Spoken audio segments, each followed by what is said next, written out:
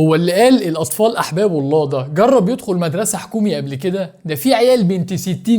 بس انا مش موجه الفيديو ده ليهم، انا موجه الفيديو ليك انت يا محترم عشان تعرف تتعامل معاهم ازاي. السلام عليكم، انا مصطفى وائل، والنهارده هنتكلم عن كام موضوع يخصوا الشباب الصغير زي التنمر وازاي تتعامل مع زمايلك في المدرسه. هرغي شويه في الاول عن تجربتي الشخصيه اللي كونت عندي القناعات دي، فلو مش مهتم بالجزء ده ممكن تنفض له خالص وتسكيب للثانيه الموجوده قدامك على الشاشه. هبدا معاك من ابتدائي لاني مش فاكر قوي ايام تمهيدي وحضانه، وكده كده الفتره دي مش بيحصل فيها قوي حاجه من اللي هنتكلم عنها النهارده. في ابتدائي انا كنت طالب اخلاقيا مثالي او هكذا اعتقد، كنت الطالب الدحيح المحترم اللي مستحيل يكذب او يشتم، ومش بقول ده فخرا، بالعكس الكلام ده اتغير بعدين زي ما هقول لك قدام في الفيديو. ما كنتش هادي بس كنت محترم، يعني كنت اخلاقيا 10/10 بس كنت اجتماعي، كنت بشاغب شويه او بتشاقى مع المدرسين، بس ما كنتش بلطجي او بفتعل خناقات. انا عارف ان الناس بتحب تسمع قصص انا كنت خجول والدنيا كلها جايه عليا بس قدرت اغير من نفسي وبقيت جامد قبح، بس للاسف دي مش قصه النهارده. انا مش هحور عليك،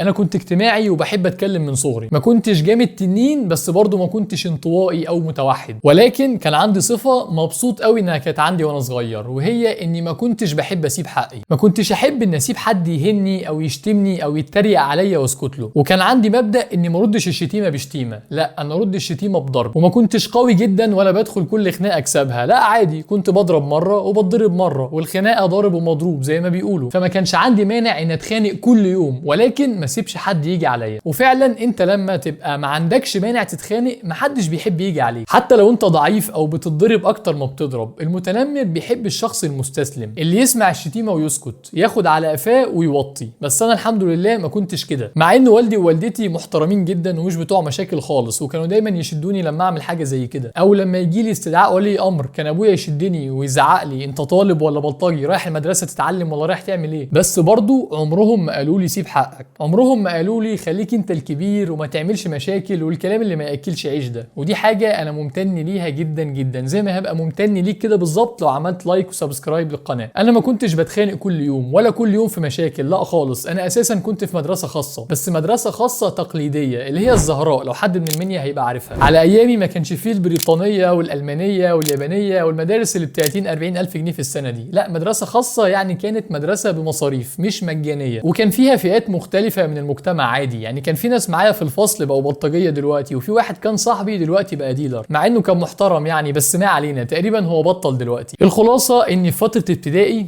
الاطفال اللي المفروض انهم احباب الله فيهم حاجات صعبه جدا. انا الحمد لله محظوظ اني ما كنتش هدف للتنمر بفضل ربنا اولا، وعشان انا ما كانش عندي مانع اني اتخانق كل يوم ثانيا، لكن فاكر كويس ان كان في تنمر، وفاكر قوي ناس من زمايلي كان عندهم مشكله كبيره مع الموضوع ده، اللي كان رفيع قوي او اللي كان شكله مختلف او اللي كان لابس نظاره. التنمر كان موجود مع اننا كنا في مدرسه خاصه، يعني مدرسه بيدفع عليها فلوس مش مدرسه حكوميه. ساعتها ما كانتش كلمه التنمر دي مشهوره او ما كانش حد بيقولها، بس التنمر كان موجود. بعد كده دخلت اعدادي، في اعدادي بدات تنمو عندي عقليه المشاكل والخناقات شويه، ما كنتش بفتعل خناقات بس ما كنتش بعدي اي موقف، يعني ما سيبش ابدا حد يقول لي كلمه مش عجباني او هزار مش بحبه، حتى لو اكبر مني، حتى لو انا في اولى اعدادي هو في ثالثه اعدادي، حتى لو هتضرب، حتى لو هتفش. وفي الفتره دي طبعا انت بتبقى مراهق ولسانك بياخد على الشتيمه وبتشتم بسبب وبدون سبب. المهم ان في اعدادي برضو كان بيبقى فيه تنمر من الطلبه على بعضها، وكان في طالب قوي وطالب ضعيف، طالب بتاع مشاكل وطالب غلبان، كل ده في مراحل تكوين شخصيه الطفل. كل الاحداث دي بتثبت في دماغه وتفضل في ذاكرته وبتاثر على شخصيته لما يكبر، او بتاثر على حياته كلها. بعد كده طبعا دخلت ثانوي، وزي ما قلت لكم في فيديوهات قبل كده كنت داخل ناوي اقضي احلى 3 سنين في حياتي، وبالفعل وبالتدريج وبشكل منتظم، يعني تانية اكتر من اولى وتالتة اكتر من تانية، كبرت عندي عقليه الخناقات والمشاكل اكتر بكتير، بقيت ساعات كتير انا اللي بفتعل المشاكل، او على الاقل ما سيبش فرصه لخناقه تلوح في الافق. وانا كنت في الثانويه العسكريه، يعني عندك كل طوائف الشعب، في المحترمين الدحيحه دول مع نفسهم فهم المتفوقين، وكان في الطلبه العاديين دراسيا في الفصول العاديه. انا فاكر اني في اولى كنت في فصل اولى 13 وفي ثانيه كنت في فصل ثانيه 8. المهم ان مدرسه ثانوي حكومي دي بتبقى صوره مصغره من الحياه، معاك ناس محترمه وغلابه تقدر تتصاحب عليهم، ومعاك ناس بنت 60 عندها استعداد تقلبك في المدرسة لو حسوا انك هدف سهل. فالحياة سواء جوه او بره المدرسة كانت عبارة عن مشاكل وخناقات وازاز مكسر ومطاوي وبوكس بيجي بره المدرسة كل يوم، وكل الكلام الجميل ده اللي انت عشته في ثانوي قبل كده او هتعيشه لما تدخل ثانوي او مش هتعيشه لو انت من سكان ايجيبت. وانا كنت مقرر ان اخد اللايف ستايل ده تو ذا ماكس، يعني خناقات شغال، طلعات شغال، تزويغ من المدرسة كل يوم شغال. بس كنت حاطط لنفسي 3 قوانين الحمد لله قدرت التزم بيهم. 1 اني ما اشربش اي نوع من السجاير او المخدرات ولو على سبيل التجربة. 2 ان اتجنب بشتى الطرق ان اتعور في وشي. 3 ان ما يبقاش ليا سابقة جنائية. المهم ان الروتين اليومي بقى المشاكل والشلالية وعلاقات المصالح والجو ده. ومش هقول لك اني كنت دبابة، يعني ما انا مهما كان غلبان برضه. انت معاك ناس اهاليها مربياها عشان تبقى بلطجية وداخلين ثانوي تسلية وتقضية وقت. فطبعا مع كل المشاكل دي ضربت كتير واتضربت كتير، اتخانقت مع ناس خناقات كبيرة وبعد كده بقينا اصحاب واتخانقنا مع ناس تانيين. فانا ما كنتش قوي جدا وما كنتش ضعيف جدا، بس دايما كان عندي ميزة اني ما كنتش بتجنب ان ادخل في اي مشكلة. ما كنتش بحسبها يعني هنكسب ولا نخسر، احنا 4 وهم 6 والكلام ده. وطبعا مع الوقت بدل ما بتبقى بتتخانق مع اللي عايز يتخانق معاك بس، في تغييرات بتحصل في شخصيتك. خلاص انت اتعودت على المشاكل، غصب عنك لما ما يبقاش في مشاكل حواليك هتتخانق مع دبان وشك. بقيت بشاكل في ناس بدون سبب، يعني ادخل درس جديد في اول حصه او 2 اشاكل في حد بدون سبب عشان باقي الطلبه لما يشوفوك بتحط عليه يخافوا منك ويحترموك. لو واحد بيهز رجله جنبي اكشم له، في ايه يا حبيبي بترعش ليه، في حاجه في الكرسي ولا ايه؟ او واحد عينه جت في عيني، ما تيجي تصورني احسن، مالك في حاجه؟ عارف الشخص العبيط اللي بتشوفه بيشاكل في طوب الارض وبتحس انه تعبان في دماغه؟ هو ده بالظبط. وكنت بشتم طبعا ما اقولكش، وما بقتش احس بالذنب اصلا، وكنت بقول اي لفظ عادي، ولو اني كنت متحفظ شويه في موضوع الشتيمه بالاب او الام، يعني ما كنتش بسمح لحد انه يشتمني بيهم حتى لو كان صاحبي، ودي حاجه انا بتبسط قوي لما افتكرها. المهم اني ساعات كنت بعمل مشاكل مع ناس غلابه ومحترمين وما لهمش في المشاكل، ناس بيجيبوا ورا منك او لما يشوفوك داخل مكان مثلا يبصوا بعيد او يتجنبوا الاحتكاك بيك باي شكل. ما كنتش بتنمر او امسك حد واضربه بدون سبب، بس ما كانش عندي مانع ان اتكلم وحش مع حد ما اذنبش في اي حاجه، اقول له شد يالا من هنا او اقومه من كرسي عايز اقعد عليه، او واحد معرفوش ماسك كنز مثلا اخدها منه اشرب بقين وارجعها له. كان ممكن ادخل درس مثلا واحد واقف وانا داخل اخبط في كتفه بدون سبب، هو كده. ولو حصلت مشكله وحد دخل يحل مثلا، ليه عملت كده يا مصطفى؟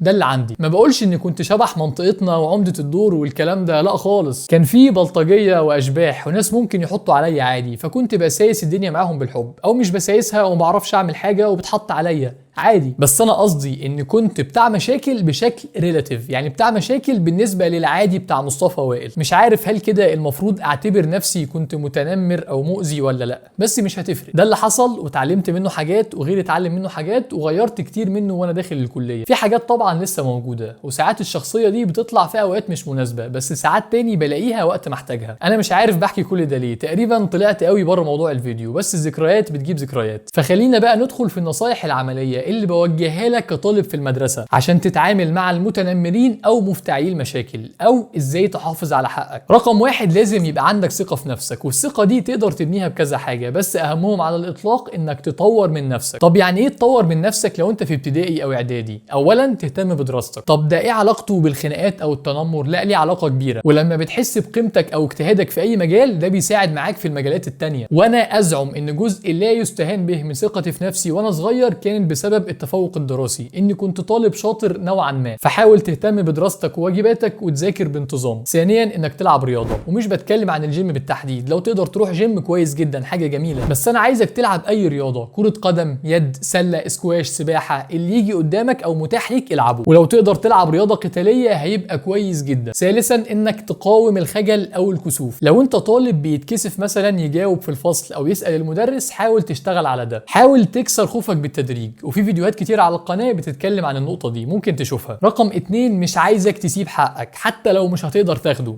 ما تسيبوش. انا عارف ان في ناس هتقول لك تجنب العنف ومن ضربك على خدك الايسر، بس الناس دي يا اما بنات ما عندهمش فكره احنا بنتكلم عن ايه، ولا عارفين معنى انك تبقى قاعد في الفصل وقاعد في الديسك اللي جنبيك على طول واحد بلطجي رسمي، يا اما من سكان ايجيبت. بس انت ما عندكش الرفاهيه دي، انت في الاعداديه بنين. وفي زمايل كتير ما عندهمش اي مانع انهم لو حسوا انك هدف سهل يعملوك دواسه ويقلبوا اللي في جيبك ويشغلوك تحتيهم، وكده كده دايما هيبقى في ناس اجمد منك وخناقات هتتضرب فيها وهتتعور وهتروح وشك وارم. انا مش عايزك تكسب كل خناقه، انا عايزك ما تجليش، ما تسيبش حد يجي عليك من غير ما تتخانق معاه. مش مقتنع وشايف اني بحث على العنف؟ تعال نقرا الحديث ده مع بعض. عن ابي هريره رضي الله عنه قال: جاء رجل الى رسول الله صلى الله عليه وسلم فقال: يا رسول الله، ارايت ان جاء رجل يريد اخذ مالي؟ قال: فلا تعطه مالك.